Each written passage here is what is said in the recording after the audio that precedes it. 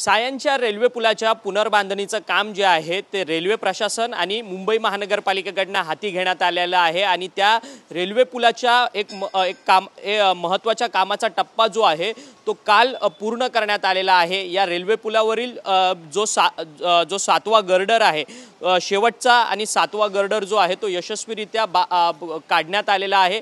काल मध्य रेल्वेवरती रविवार असल्या कारणाने छत्रपती शिवाजी महाराज टर्मिनल पासून ते विद्याविहार पर्यंत असा मेगा ब्लॉक जो आहे तो या कामासाठी घेण्यात आलेला होता। खरं तर मुंबई IITने हा पूल जो आहे तो धोकादायक स्थितीमध्ये आहे असा अहवाल जो आहे तो मुंबई महानगरपालिकेला दिलेला होता आणि त्यानंतर या पुलाचं पुनर्बांधणीचं काम जे आहे ते मुंबई महापालिका आणि त्यासोबतच मध्य रेल्वे प्रशासनाकडून हाती घेण्यात आलेलं होतं आणि आता या संपूर्ण पुलाच्या पुनर्बांधणीच्या कामाची सुरुवात जी आहे ती या ठिकाणी झालेली असल्याचं पाहायला मिळतंय। खरं तर महत्त्वाचा उपनगरातला महत्त्वाचा ब्रिज आहे हा पूल आहे, कारण की ईस्ट आणि वेस्ट, पूर्व आणि पश्चिम या उपनगरांना जोडणारा हा महत्त्वाचा पूल असल्यामुळे हा पूल बंद झाल्यामुळे मुंबई शहरात इतरत्र ठिकाणी ट्रॅफिकची समस्या जी आहे ती मुंबईकरांना झेलावी लागते। परंतु काल या संपूर्ण रेल्वेच्या रेल्वे पुलाच्या पुनर्बांधणीच्या कामाचा महत्त्वाचा टप्पा जो आहे तो पार पडलेला आहे। 7वा आणि शेवटचा गर्डर जो आहे